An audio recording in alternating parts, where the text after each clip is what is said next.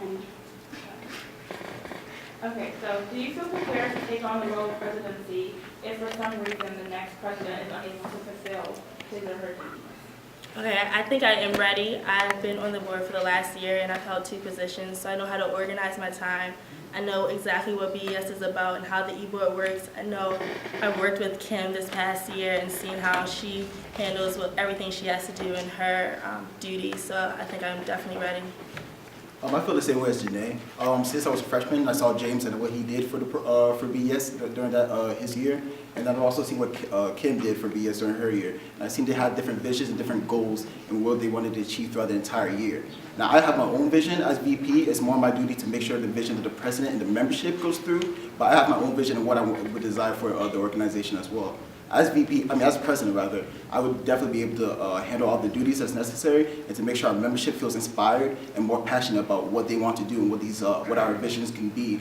The possibilities are kind of endless, and I'd be excited to do something like that. So I'm more than prepared for anything like that. Thank you. What do you believe you weakness of yourself, and how will that affect your work as vice president? can you repeat the question, please? What do you believe to be the weakness of yourself, and how will that affect your work as vice president? That's a good question. Weakness. I feel like, okay, so on the board, I'm friends with like a lot of people on the board or people that may be on the board next year.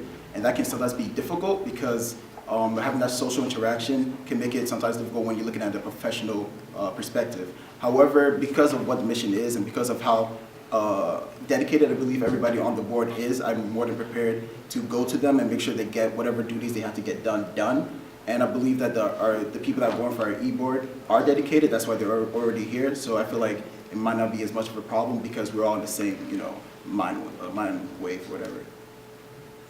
Okay, so I think my weakness is that I compensate for people who aren't proactive. So if we have a task due at a certain deadline, if that person doesn't do their task, I'll just do it, take care of it, so we'll get the final product done.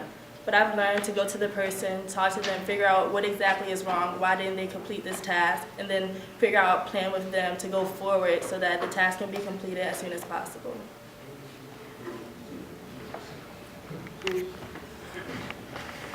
What is your managerial style and how will you incorporate it into your role as vice president?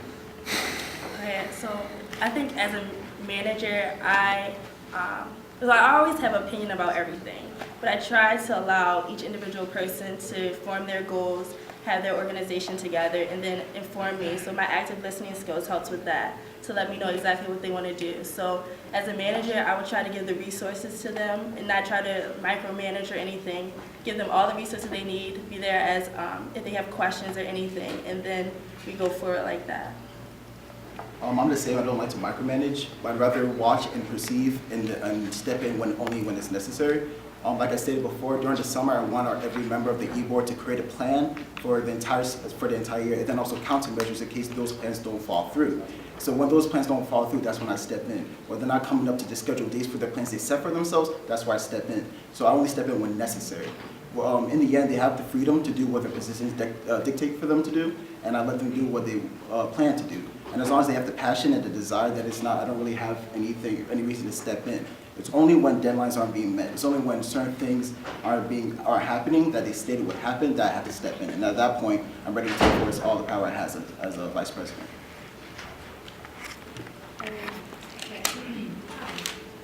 Okay, if you were elected vice president today, what are your next steps if an executive board member is not pulling their weight and has several infractions? And keep in mind you've spoken to this member already. We don't have much time to dilly-dally, basically. I know for the previous e-board, there was a point that something like that did occur, and it set us back a lot in our membership zone. And I would never want that to happen again, basically. So if it gets to the point that I've talked to them, I've given them multiple chances, at that point I step in, and if they have to get off the board, they have to get off the board. And then we quickly get somebody that's more capable on the board. You don't have time to actually wait till it gets to the worst position so that nothing is even remotely able to bring it back. Or like for an entire semester, like an entire zone is basically shut down. That as VP, I can't allow for something like that to actually occur. Because our organization has a vision, like I said, and in order for us to reach that vision, we have to be efficient and on top of things at at all points over the entire year. So when it comes to something like that, if the member can't turn around at that moment, then he's out. So I've already talked to this person. We figured out why they hadn't gotten this finished. We designed a plan to get it finished, and they still haven't. So my next step will be to tell them that we need to go to talk to Ms. Parker, because apparently me talking to them isn't getting to them. Something else is going on, and then after we talk to Ms. Parker, we'll look at other options. If it is that they have to go separate ways from the e-board, that will be. If it is that they need a committee or they need someone support system because it's not working for them, then we'll look at those options. As VP, you work closely with the president. Could you please explain both of your relationships with the presidential candidates? Okay, so personally, I think that the best presidential VP relationship is someone that you respect, is a mutual respect, you're friends with, or at least cordial with, but you're not necessarily best friends, and you don't. It's a check and balances is always in place. So with Tracy, this is really the first time I've met him being on the board this year. I didn't really know him last year. So we've had conversations with BES business. So I respect him. I think there's a mutual respect there. And I feel like we'll be able to have good checks and balances. And also with Reggie, it's the same thing. I really didn't know him last year, but except nationals last year is when I started developing my relationship with Reggie. So I'm getting to know him and just have that mutual respect. I think the checks and balances will be good. We can talk. We'll have our weekly, bi-weekly meetings, and it'll be well. I've had the opportunity of having a lot of years with both Reggie and Tracy. I've seen Reggie's passion, especially when it comes to Torch and PCI, and I see how dedicated he is when he puts in all the work. I've also seen how much effort Tracy put in, especially when he came in halfway through the year and had to work as VP. So I know both their styles. I've also worked with Reggie as during the bowling competition. I've seen his managerial style, and I know Tracy for the past about 3 years. So I know how they work for each other. However, I also know that though they're dedicated, there may be times I need to step in, and there may be times that they may be going off in the wrong direction, and I'm capable of doing that. Now, some people, let's be real, some people think because me and Tracy have been friends for 3 years, that may cause a problem where it may be this partnership. In actuality, I'm here to be VP. I'm here for this individual position. Whatever that means is what I'm ready to do whatever duties that entails, whether it's Tracy as president or Reggie as president. I'm comfortable with going to both of them and saying that you're doing something wrong. I'm comfortable with going to both of them and coordinating a vision together to make sure our organization runs smoothly. In the end, I feel like I have a great partnership with either one. So we ran out of time. However, if the general body wants to, you guys can motion to extend time for the next 2 minutes. Can someone make the motion and someone second it? I would like to make a motion to extend it. I will move. Mr. Former President. Mr. Former President. For everyone. All right, the motion's been extended.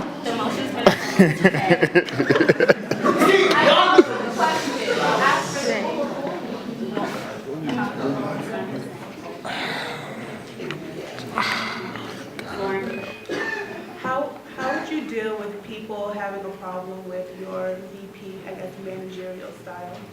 Well, one of the things I said I want to incorporate is online evaluation forms. This is out for, it's almost like a forum for any complaints. It's going to be for the general body and then also for the e-board in itself. So if there's anything it's not really just to go ham on each position on e-board. It's just basically to make sure we're on top of things. And if you have to evaluate another person's position, that's mine included. So if I see complaints or if somebody actually comes to me saying, you're being overcompensating or you're being micromanaging, I'm ready to discuss with them what better approach I should take as a VP. Because in the end, we all have the same vision and we all have the same mission. And if I'm doing something that disturbs that mission, I don't mind at all having to change my leadership style or having to change the way I manage our e-board. Okay, so I would like to have a personal relationship or a professional relationship with everyone on the e-board. So having that open line of communication, I consider myself to be an approachable person. So if an e-board member has an issue with my managing style, I would hope that they would come to me and we could talk about where to go now.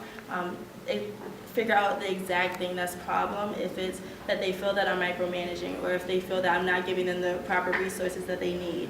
And then I have to think about it, and then I will make the changes so we can talk together. And we all have to compromise, so it might not, every party involved might not be 100% happy, but I think finding a solution that will make sure that we can go ahead and be effective as an e-board. Oh yeah, I have a question. Do you direct your question specifically to the All right. Well, my question is this: like, why do you feel it's important, right, to have mutual relationships between vice president and president, but not so much close, right? Because in my opinion, I feel like if vice president and president get along very well, they can drive any vision to the best of their abilities, and one will also be able to take over if one, steps down from a position. Well, both y'all, well, I'm not sure if that's how you feel, but I understood that that's how you felt, that it should be a little distance for checks and balances. Why do you feel that that's? Okay, so I feel that in order for checks and balances to come, so you're usually around people who are like-minded as you. You have the same goals, you have the same aspirations. So in some cases that can be a problem. If it's no diversity in the thinking within a vice president and a president, I feel like it can be an issue. I'm not saying it always is, but in some cases it is an issue. So I feel like the best place is to have a mutual respect. We can be close, that's totally acceptable, it's great, but to have that respect, and then it's all about business. When we come to BES business, we come to e-board meetings, we're taking care of those things. It's all about business. We're not going to talk about what we did last night kind of thing. Okay. Well, I consider myself friends with both Reggie and Tracy, maybe one more than the other, but friends nonetheless. And I can see what you're saying when it comes to checks and balances. However, I feel like once we all have the same goal, first off, that's the most important thing, that we have the same goal. As long as we have the same goal, I feel like anything's kind of possible, because we're dedicated to do what's necessary.